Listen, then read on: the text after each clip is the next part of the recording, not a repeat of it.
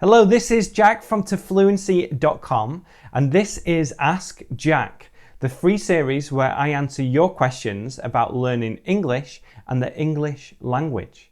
So today we have a question about the tenses in English. So here it is.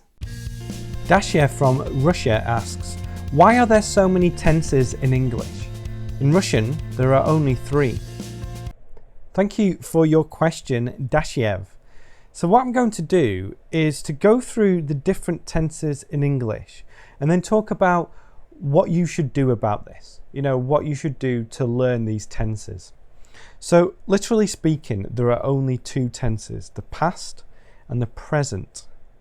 But the idea of a tense is extended. So most people, when they talk about tenses, they extend the idea of what a tense is. And don't worry too much about this. So here are the list of tenses. So we have the past simple, the past continuous, the past perfect, and the past perfect continuous. We have the present simple, present continuous, present perfect, and present perfect continuous. And then we have the future simple, using will here. Future simple, future continuous, future perfect, and future perfect continuous. And you can also add going to as well to this, because this is used like we're using a verb tense. That has given you an overview of the different tenses that we use in the English language. Now, to go back to your question where you asked, why are there so many tenses in English? The simple answer is, I don't really know. But I do know that the language evolved to use these different tenses. My advice is to accept that there are more tenses in English than there are in Russian.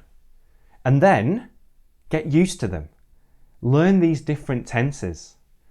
Explanations will help you, but to really know how to use them, you need to get lots of exposure to see them used in different contexts, and also to practice using them too.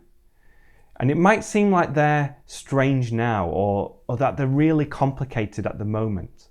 But with this exposure and practice, these tenses will soon feel normal to you. Now, my question for this video is this.